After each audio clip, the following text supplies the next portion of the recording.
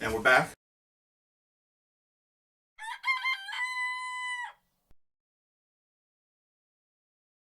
Hi everybody, I'm Robert Jones, and this is Keeping Up with the Joneses. Today we're going to do the beginning of a mini-series about how to use your food processor.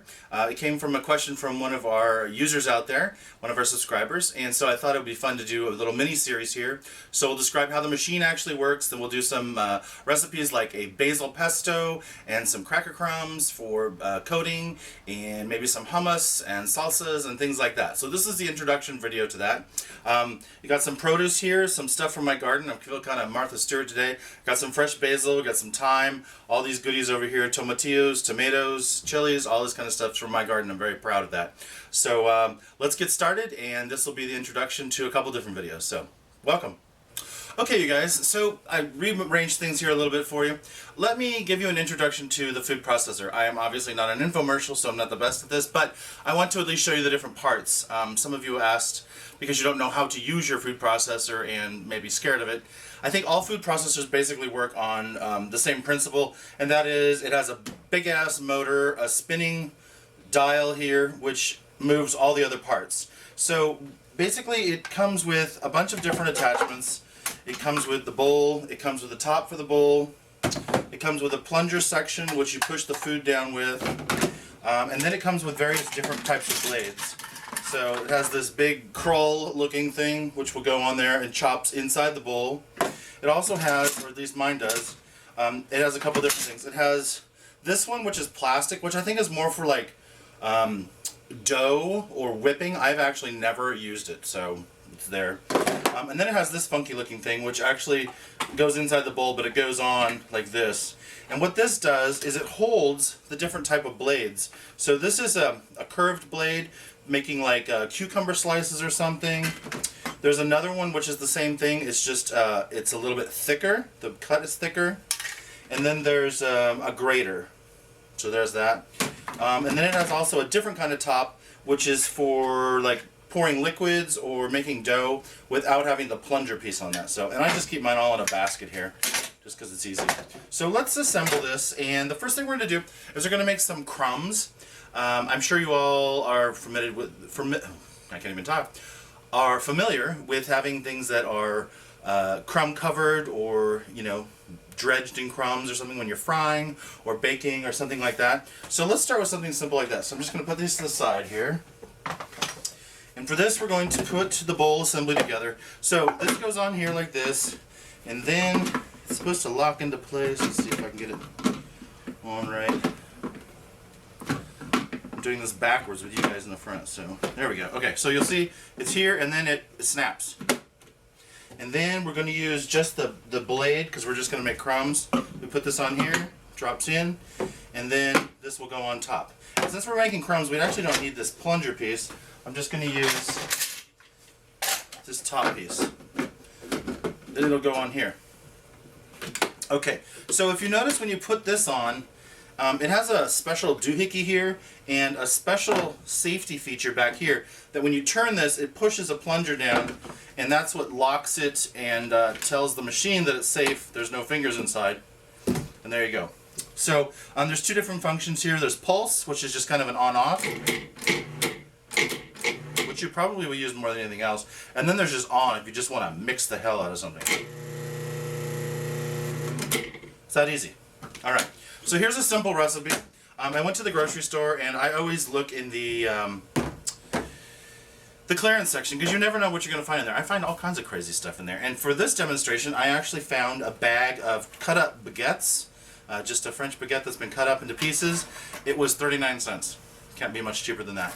I just put these in here because I knew I was doing this today, and last night I just put in the oven, no heat on, just the pilot light or whatever you got going on, and it dried them out. They are, you can hear them, super crispy. So I'm just going to put all of these in here, because what we're going to do is we're just going to chop them up.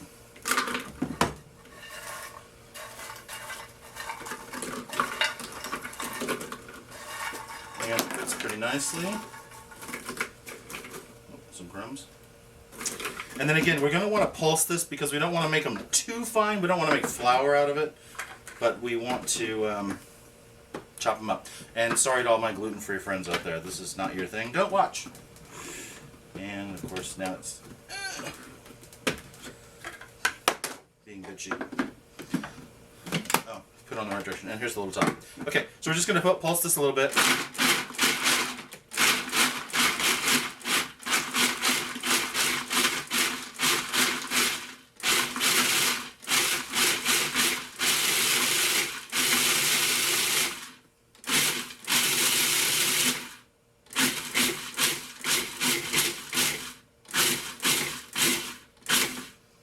Okay, it's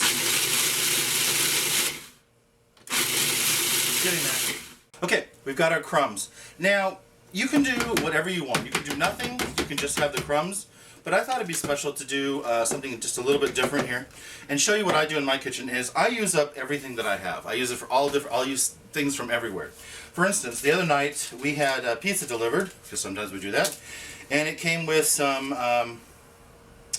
Parmesan cheese packets, which we didn't use, which is not the best Parmesan cheese in the whole world, but for something like this, it's perfect. And it also came with some crushed red pepper. So I'm going to dump out the crumbs.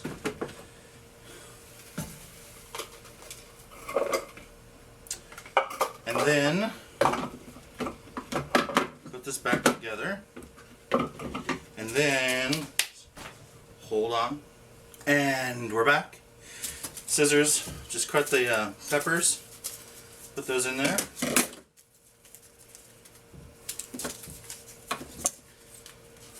I just cut the packets in half and dump them in. And the same thing with the cheese. Let's try a little bit different approach here. There we go, that's better. Put the cheese in. Again, not high quality cheese or even cheese at all, but really great as like a chicken coating. This is also a really good thing you can make for putting into meatballs or meatloaf or something like that. We'll just put this back on. Again, the whole point of using this is just to save you time. And we're just going to give it a whirl. You can see everything flying around in there, and it's actually, the cheese is already pretty grated, but the pepper flakes are getting chopped up, which is a good thing. Okay, so being that my garden is coming to an end because it's the end of summer, I picked a bunch of stuff here, and what I've got here is some fresh thyme. I feel so Martha Stewart. And I'm just going to pull the thyme and put this in here. And what we'll do is we'll put the thyme in here and we'll chop it up and we'll put it in the crumbs. And then what you can do is you can take the crumbs and you can use them right away. You've got the nice fresh thyme flavor. But for instance with me, I don't really have a use for them. I'm going to put them back in the oven just for a few hours or whatever. And this thyme, which absolutely smells amazing, will dry out, and then I'll transfer it to some type of a container and it'll keep for, I don't know, 6 months, a year, something like that. Looks good, smells amazing, huge mess, don't care. Okay, and dab the brow. Then put our lid back on and give it a whirl. And it's just chopping up the thyme, not much effort. Okay. So you're probably wondering what this looks like. So I will take it off and show you. This is just green. So you can see it's just green and cheese and a little bit of pepper. Put that in here and mix it around.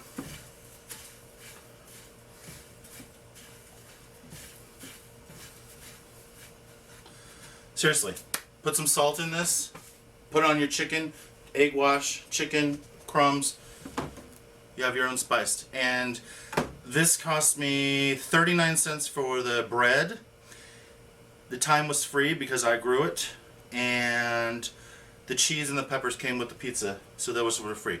So this cost you like 40 cents for this big thing, which in the grocery store they'd probably charge you about, what, $4, $5?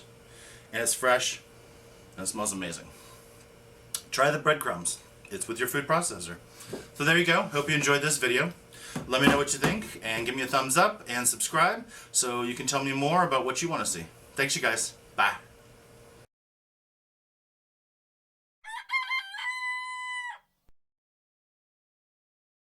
So there's a little bit of thyme. Oh, what the heck, let's put some more thyme in there. I got thyme on our hands.